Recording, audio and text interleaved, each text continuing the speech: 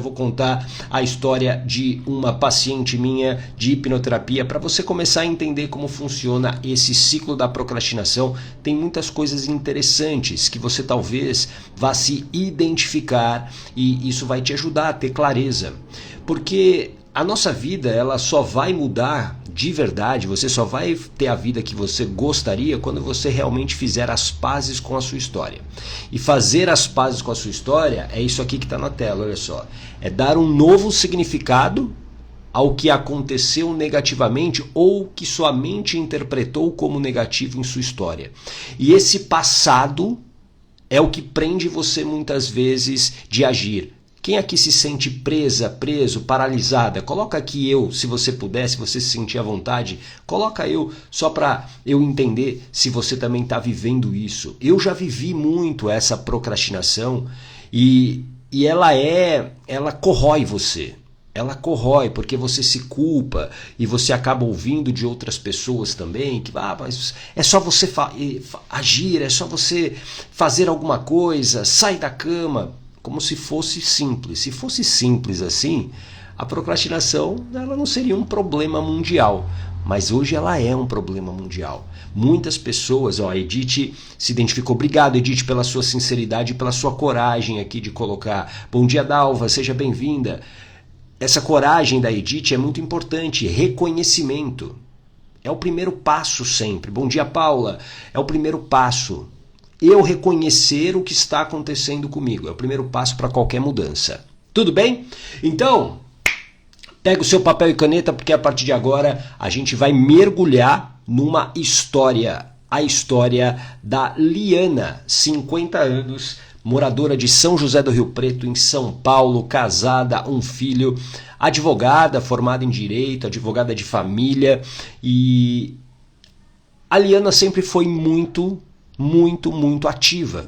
Ela me contou isso, muito ativa.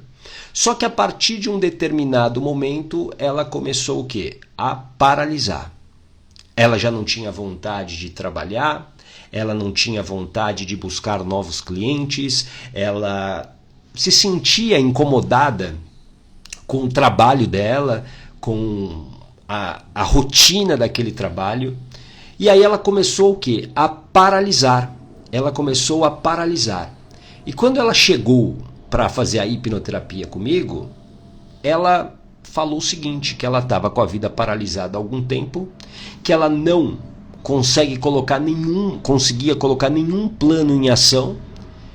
Estou procrastinando coisas que são importantes e isso estava trazendo, claro, uma tristeza muito profunda. Ó, Gilnete, parabéns pela coragem novamente. Parabéns, estou nesse mesmo momento. Bom dia, Daniele, seja bem-vinda. Paralisada.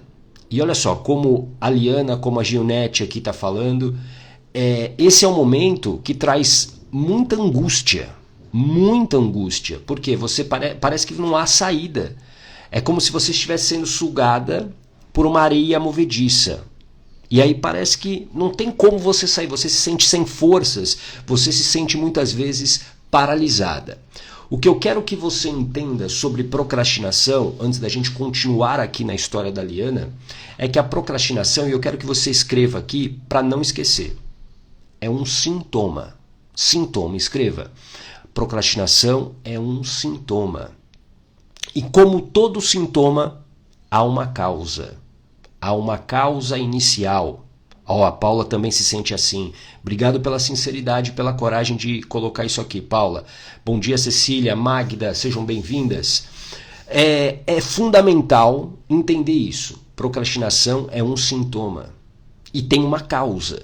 Ou seja, se você eliminar a causa, você controla o sintoma. Eu sempre gosto de usar essa analogia. Imagina que na sua casa você tem aí uma parede que está úmida, que ela está suja, está embolorada. Por quê? Porque tem essa umidade. Bom dia, Dalva. Tem essa umidade. Então essa parede está feia. Você olha para a parede e fala, nossa, eu preciso melhorar essa parede está me incomodando. Esse é o sintoma, né? Você está olhando a parede está embolorada, úmida, a parede está suja, está feio, está destoando da sua casa.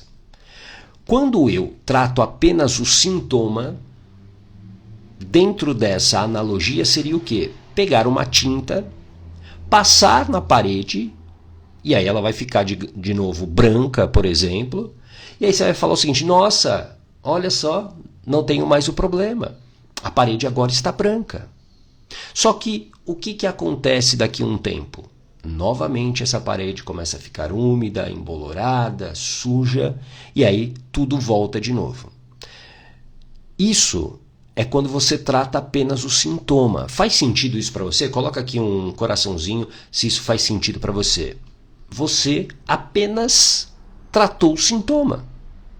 Agora, como é que você resolve o problema?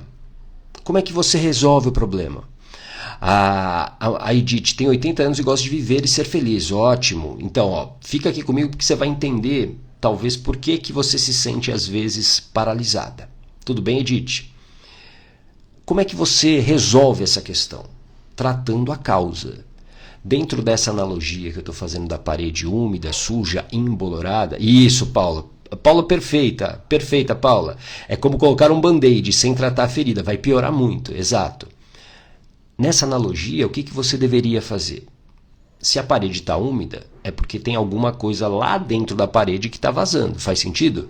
Então, o que eu vou fazer? Isso, Dalva, tratando a causa. Eu vou quebrar a parede, eu vou identificar, por exemplo, um cano lá que está vazando.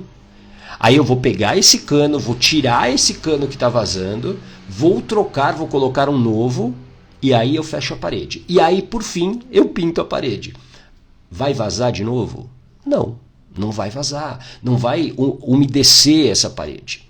Então a procrastinação, as pessoas acham, e aí erroneamente, que procrastinação é coisa de gente preguiçosa. Você não quer nada com nada, de gente perdida no mundo, e nada disso. Procrastinação é um sintoma, é a consequência de uma causa. Tudo bem?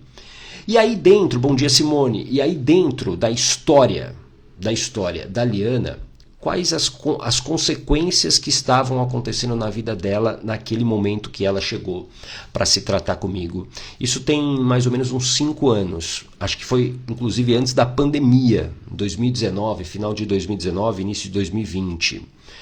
Ela estava se sentindo, claro, extremamente frustrada porque ela tinha planos e ela não conseguia colocá-los.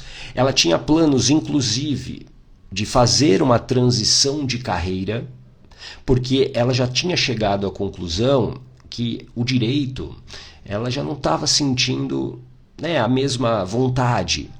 O direito na vida dela, inclusive, foi uma coisa meio que hereditária. Pais advogados, e meio que foi o caminho que deram para ela, né? E isso a gente sabe que traz muitos problemas quando você verdadeiramente não escolhe aquilo que você ama fazer, né? Você pode suportar por um tempo, você pode suportar pela sua família, pelo dinheiro, e tá tudo bem, não tem nada de errado com isso, mas tem uma hora que você começa a ter uma insatisfação. Alguém vive essa insatisfação profissional, uma não realização profissional? Eu falo isso bem tranquilamente porque eu vivi isso, e eu adoeci quando eu não estava feliz profissionalmente. Para quem não sabe, antes de ser hipnoterapeuta, antes de ser mentor de coragem, eu trabalhava com jornalismo, eu era jornalista. E eu fui muito feliz no jornalismo, eu sempre digo isso, muito feliz, muito realizado, trabalhei na área que eu queria, que era esportes, muito feliz. Oi Luciana, oi Marlene, sejam bem-vindas, Neidinha também, sejam bem-vindas. Eu era muito feliz, só que teve um momento que aquilo já não fazia mais sentido. Só que eu tinha medo de mudar, porque ali era um lugar conhecido, eu sabia exatamente o que fazer, eu tinha um bom rendimento, ou seja, como que eu vou trocar o certo pelo duvidoso?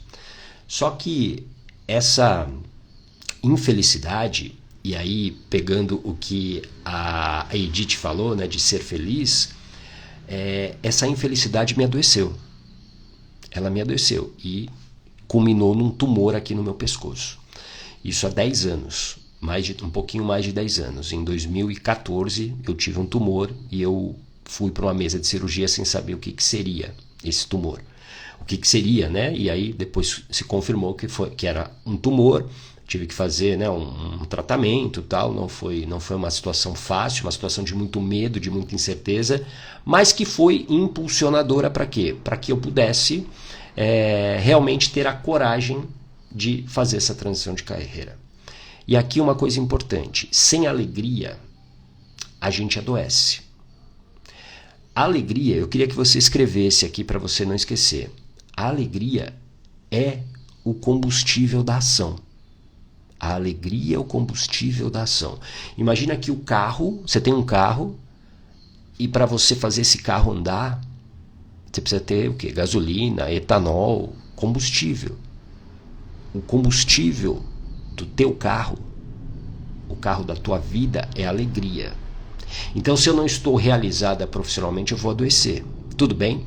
A Paula, eu deixei minha profissão de enfermeira porque não aguentava mais ver tanta coisa errada dentro de hospital. Sim, e muitas vezes, né, Paula, esse ambiente que a gente está adoece a gente também, tira a alegria daquilo que a gente talvez escolheu. E aí, claro, você pode mudar de hospital, você pode se reinventar na profissão, se a profissão permitir, mas o mais importante é viver com alegria. E dentro da história da Liana, a Liana não estava mais feliz. E aí o que estava acontecendo? Ela tinha planos de fazer essa transição de carreira e se frustrava por quê? Porque ela paralisava. E aí gerava o quê? Uma sensação de fracasso. E aí com isso ela começou a ter mais medo de tomar decisões, fazer escolhas, e a procrastinação, dependendo da intensidade dela, ela ataca você em escolhas simples da vida. Você adia, porque procrastinar é adiar. Então você, sei lá, tem uma decisão que você precisa tomar simples, mas você adia. Por quê? Porque você fica com medo, você entra na zona de insegurança. Tudo bem? E como consequência dessa infelicidade, dessa procrastinação, ela engordou cerca de 20 quilos nos 2 últimos anos. Ou seja, aí isso começou a atacar o quê? A autoestima dela. A autoestima dela começou a ficar adoecida. Tudo bem? Então, a Liana, ela estava paralisada quando ela chegou para fazer a hipnoterapia comigo. Ela estava sem alegria, ela não estava feliz no que ela estava fazendo, mas ela não tinha coragem de fazer. Eu confesso que eu não me lembro o que ela queria fazer como carreira. Eu não me lembro. Enfim, eu não sei se... Putz, não me lembro. Se eu falar aqui, eu vou arriscar e vou, obviamente, provavelmente vou errar. Mas ela queria fazer uma outra coisa e ela não tinha. Eu sei que ela já tinha feito cursos, ela já tinha gastado um bom dinheiro, investido um bom dinheiro em treinamentos, só que ela não conseguia colocar em prática. Como eu disse, a procrastinação, essa paralisação, é uma consequência, é um sintoma. Todo sintoma tem uma causa. E para entender a causa, a gente vai para onde? Escreve aqui, para a infância.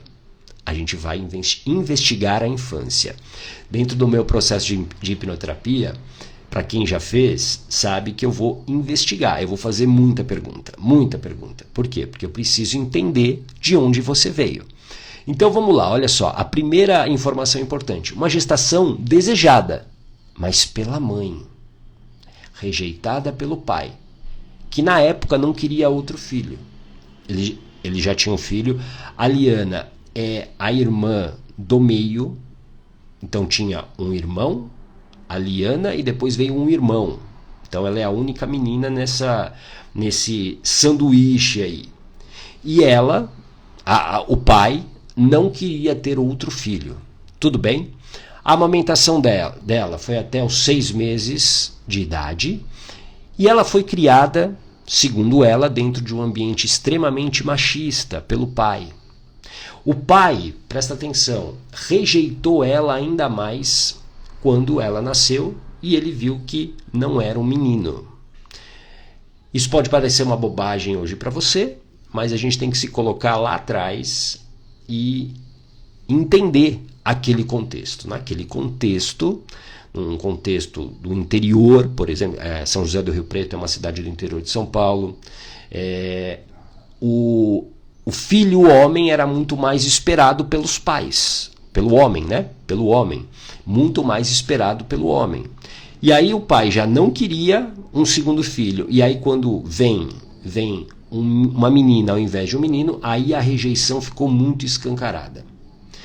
E de uma certa maneira, a mãe, até para tentar proteger a Liana, ficou muito em cima dela, exigindo muitas coisas, como, por exemplo, ser uma mocinha, fazer tudo direito, não fazer nada de errado.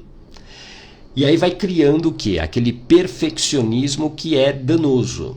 Ou seja, o tempo todo você não pode errar, o tempo todo você tem que se comportar da maneira certa, da maneira que as pessoas esperam. Alguém aqui se identifica com isso? Bom dia, Márcia, bom dia, Delma. Alguém se identifica com isso? Talvez você hoje esteja paralisada. Por quê?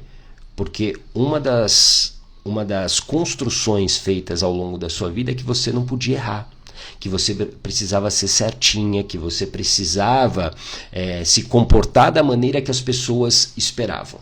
Tudo bem?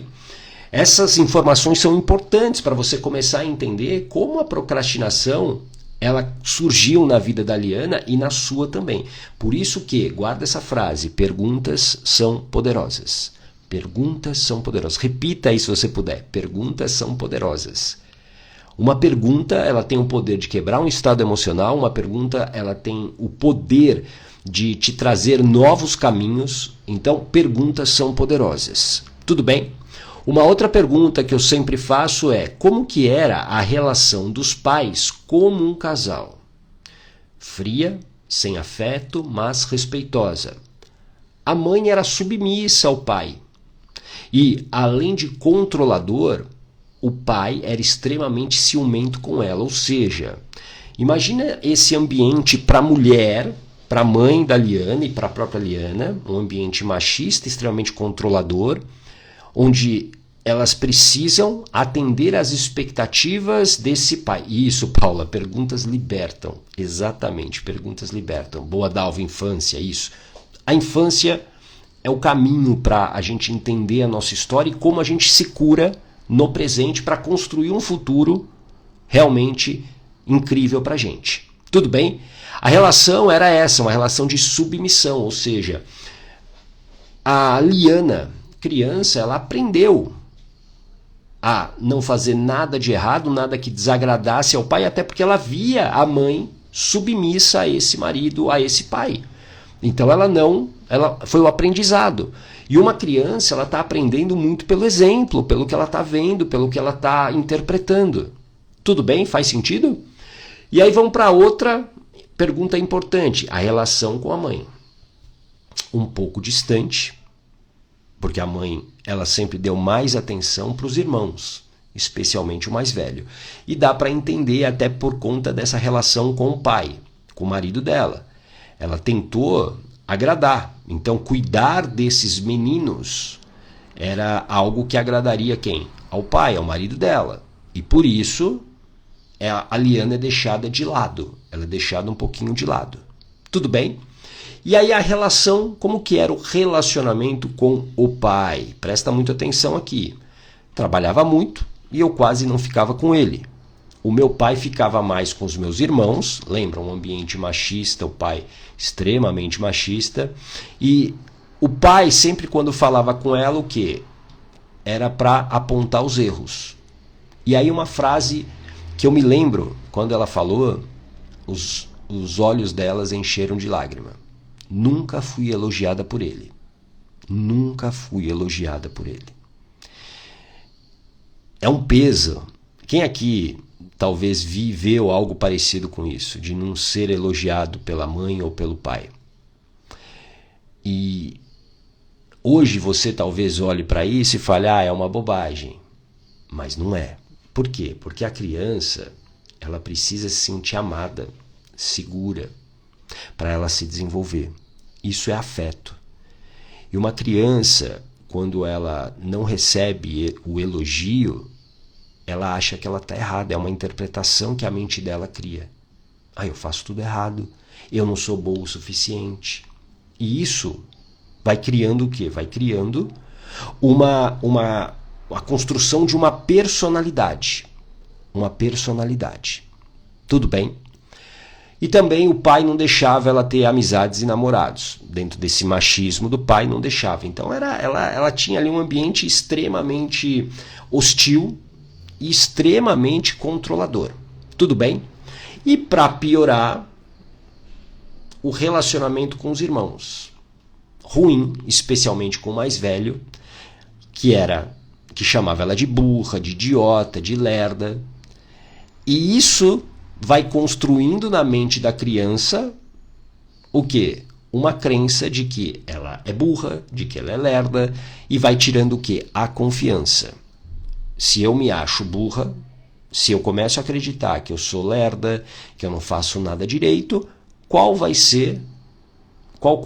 que confiança que eu terei nas minhas ações? Nenhuma. Tudo bem? Faz sentido? Bom dia, Elisângela, Cris, Elianelli também por aqui. Elianelli, né? Elianelli, seja muito bem-vinda. Isso tudo vai construindo o quê? Uma autoestima doente, uma autoestima adoecida, e a autoestima é a maneira como você se enxerga, e isso vai tirando o quê? A sua confiança. Sem confiança você não age. Tá começando a entender agora essa construção da procrastinação na vida da Liana? Essa procrastinação, ela não começa no momento que, ela agora quer fazer uma transição de carreira e ela não consegue, ela está procrastinando. Ok, ela está procrastinando, mas onde isso começou? Onde que isso começou? Por isso que procrastinação sempre tem uma causa. E aí qual a relação do que ela estava vivendo com a infância dela? Apesar de desejada, vou até tirar aqui um pouquinho os comentários, a Liana ela foi abandonada, eu botei entre aspas aqui, emocionalmente pela mãe. Por quê? Porque a mãe olhava para quem? Principalmente para o irmão mais velho. A mãe, submissa ao pai, ela até desejou a chegada da Liana. Só que quando o pai se decepciona por ela ser uma menina e não um menino, e ela submissa, e essa mãe submissa, ela faz de tudo para agradar quem? Ao marido dela. E ela meio que deixa a Liana em segundo plano. Tudo bem?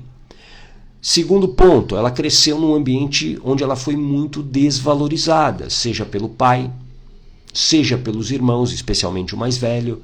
É um ambiente de total desvalorização.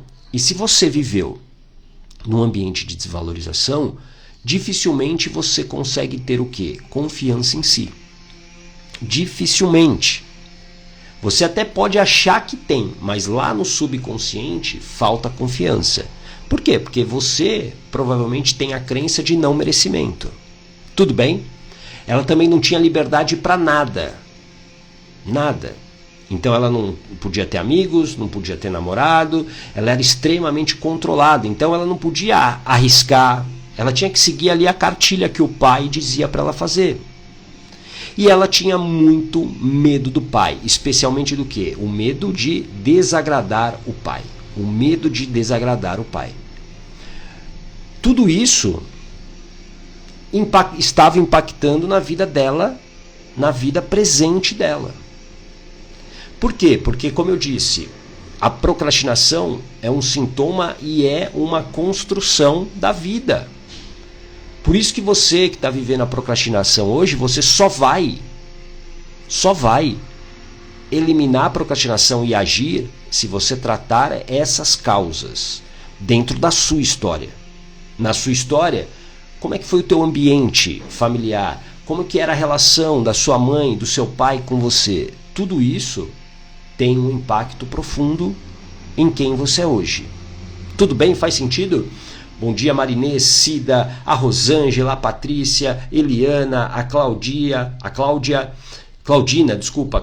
sejam bem-vindos. A gente está falando aqui de procrastinação. E aí, esse foi o panorama da Liana quando ela chegou para fazer a hipnose comigo, o meu protocolo de hipnoterapia.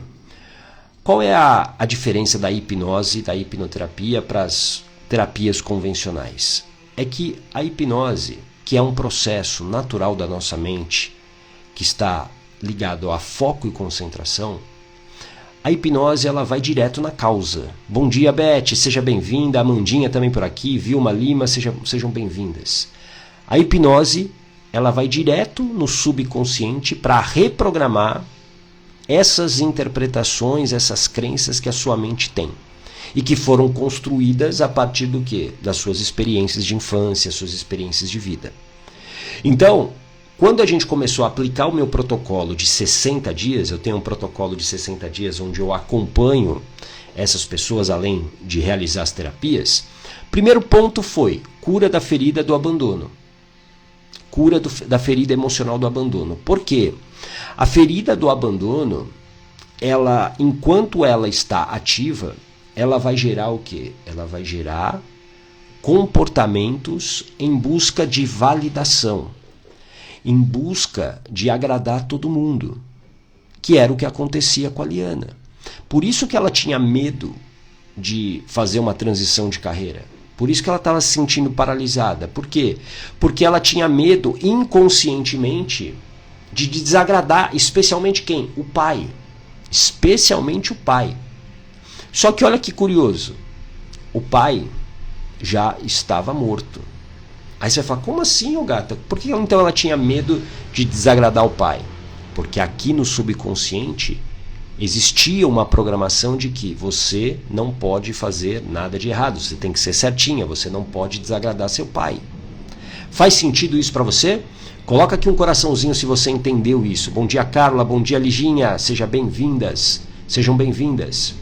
Segundo ponto que a gente trabalhou, ressignificação da relação com o pai, para que ela parasse de ter o medo de agir.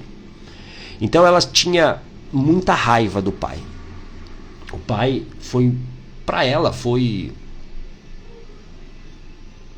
extremamente controlador, foi extremamente uma pessoa que desvalorizou ela demais, e ela ressignificou essa relação com o pai. Então liberar a raiva é parte do processo. Ai, ô gata, mas eu não sinto raiva do meu pai.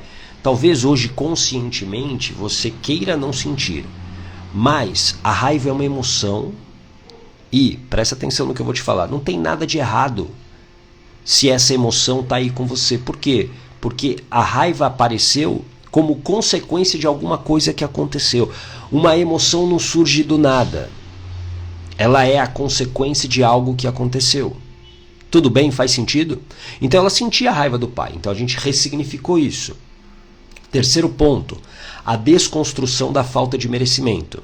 E aí eu lembro que a gente trabalhou muito a questão do irmão, que desvalorizava ela com as frases, você é burra, você é lerda, você faz tudo errado, você é horrível. E aí essa desconstrução para quê? Para quê? Para criar uma nova programação. E aí, outro ponto, a limpeza das crenças negativas. E as crenças negativas, elas ficam orbitando na sua mente através de pensamentos enfraquecedores. Quem aqui tem pensamentos enfraquecedores do tipo, eu não sou bom o suficiente, tudo que eu faço dá errado, isso não é para mim. Essas crenças, esses pensamentos enfraquecedores são resultados de crenças enfraquecedoras, crenças negativas. Então a gente fez essa limpeza também. Um outro ponto, que aí eu nem citei aqui para você, que foi a despedida do marido e do casamento. Por quê? Porque um dos motivos também de infelicidade da Liana era a relação que ela tinha. Ela estava numa relação que ela já não queria mais. Só que também dentro desse modelo que ela foi criada, ela foi programada a ser certinha, separar não estava ali no script, entendeu?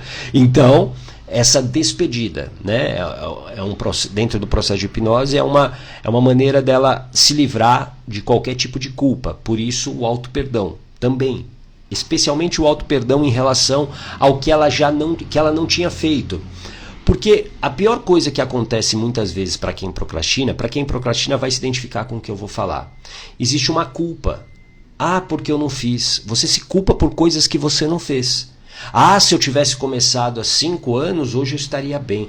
Se eu tivesse começado a treinar há 1 ano, puxa, o meu corpo estaria mais saudável hoje. já foi. E aí você fica alimentando essa culpa. Por isso esse auto-perdão ele é tão importante. Tudo bem? E essa foi a história da Liana. Depois do protocolo, né, eu vou acompanhando as pessoas, vou perguntando como elas estão e tudo mais. Ela conseguiu duas coisas importantes. Ela conseguiu se separar, realmente ela conseguiu se separar sem nenhuma culpa. E o engraçado é que o marido também, para o marido foi um alívio, só que o marido também tinha medo, né? Tinha as crenças dele e não conseguia tomar a decisão de separar. E 2, ela conseguiu fazer a transição de carreira. Eu não me lembro exatamente para que foi, mas ela fez uma transição de carreira. Ela conseguiu fechar o ciclo dela dentro do direito e ela partiu para uma outra carreira. E ela começou a agir. Então, por isso que a procrastinação, como que ela é vencida? Tratando a causa, tratando a infância. Porque ali, essa procrastinação, ela começa a ser construída nessas relações, nas observações, nas experiências que essas pessoas vivem ao longo da vida. E talvez isso seja o seu caso também. Alguém que se identifica com alguns pontos da história da Liana, coloca eu aqui. Tudo bem? E aí vou te fazer um convite aqui, como eu fiz durante toda a semana. Se você quiser passar por uma sessão de avaliação comigo, escreve avaliação aqui nos comentários. Você vai receber uma mensagem minha aí no seu direct aqui do Instagram. Clica e aí você preenche lá um rápido formulário. Ó, Elisângela se identificou com a história. E aí eu vou fazer uma sessão de avaliação para exatamente mostrar para você essas conexões entre a tua infância e aquilo que você está vivendo, o sintoma que você está vivendo. Talvez seja a procrastinação, talvez seja a ansiedade, talvez seja a dependência emocional. Tudo isso tem uma explicação. E você saber por que você hoje se comporta é o início do processo de cura. Isso é o início do processo de cura. Quando você verdadeiramente entende por que você está dessa maneira. Tudo bem? Então escreva avaliação aí para você participar dessa sessão. Tá bom? Olha, foi um prazer retomar essa semana aqui as lives diárias. Semana que vem voltarei, adoro fazer, como eu disse na segunda-feira, adoro fazer, mas eu queria trazer algo diferente. Então assim, coloca depois aqui, me manda mensagem no Instagram para eu saber se você está gostando dessas histórias, se elas estão fazendo sentido para você. Eu queria trazer algo diferente para principalmente te ajudar rapidamente a entender como sair das dores que você talvez viva hoje, dos sintomas que são ruins. Então é muito bacana ter você aqui, tá bom? A gente volta segunda-feira às 8h30 da manhã. Tá legal? Um grande abraço!